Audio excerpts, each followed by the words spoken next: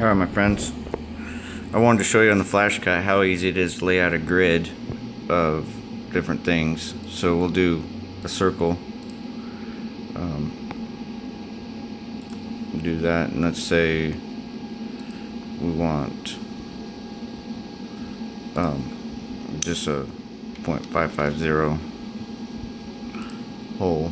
So you come in here, select it, come up here to grid, you got your number, so we'll move that up, let's say 4, and then we'll make the spacing, let's do that, and then you can come over here and you can make different rows and change the spacing. There you go, there's a grid of holes, and you can manually input it. So let's say you wanted a different number, like 2.3 or something, so you can manually put it in, and then you can change the angle here,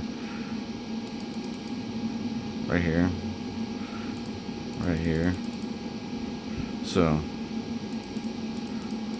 pretty easy, all clicking.